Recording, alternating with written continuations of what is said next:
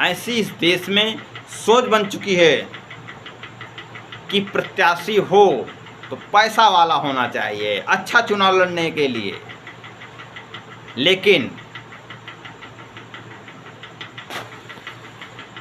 लेकिन हम लोग यह नहीं समझ पाते कि जो पैसा वाला प्रत्याशी होगा क्या वह सदन में जाकर के हमारी आवाज़ उठाएगा। हम लोग चुनावी माहौल को समझ नहीं पाते हैं। साथियों, मैं खास करके यह बात कहूँगा, जो पूंजीवादी व्यवस्था के विरोध में इस देश के अंदर राजनीति हो रही है वो जो है समाजवाद विचारधारा की और समाजवाद विचारधारा को संचालित करने वाली पार्टियां, खासकर समाजवादी पार्टी।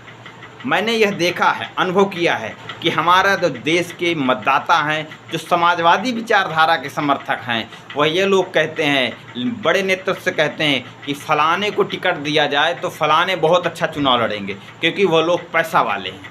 फिर जैसे ही उस फलाने को टिकट मिलती है, फलाने आते हैं, चुनाव जीतते हैं, उसके बाद जितना वो चुनाव में पैसा खर्च करते हैं उतना सारा पैसा लेकर के वो चले जाते हैं। ना तो सदन में अपने समाज की, अपने क्षेत्र की आवाज़ को उठाते हैं, ना ही उस क्षेत्र में काम करते हैं।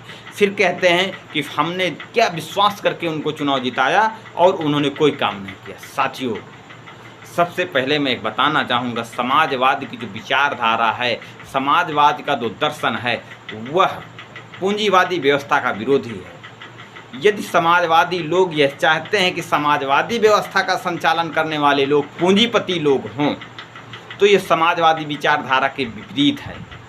और ये समाजवादी विचारधारा के लोग विपरीत विचारधारा के लोगों को स्थापित करेंगे, उनके लिए वोट करेंगे, उनको शासन सत्ता में स्थापित करेंगे, तो कभी समाजवादी विचारधारा का ना तो सही से स्थापित हो पाएगी, न ही कभी समाज के जो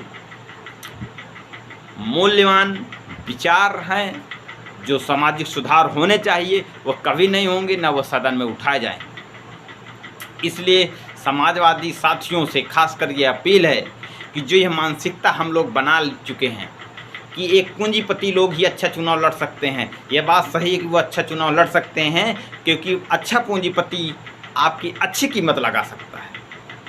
उसके साथ साथ आपको ये समझने की ज़रूरत है कि पूंजीपति वही व्यक्ति होगा जो व्यापारी होगा। यदि व्यापारी राजनीति में आया है तो राजनीति में भी व्यापार करेगा, लेकिन राजनीति एक व्यापार नहीं है। राजनीति को अगर हम आप वास्तविक रूप से देखें तो राजनीति एक समाज सेवा है, और समाज सेवा यदि व्यापारी कभी नहीं कर सकता है। व्यापारी का काम है व्यापार करना। यदि व्यापारी को राजनीति में आप लाए हैं, पूंजीपति को लाए हैं, तो आप यदि ये सोच रहे हैं कि हमारा विकास करेगा, हमारा हित करेगा, तो ये आप गलत सोच रहे हैं।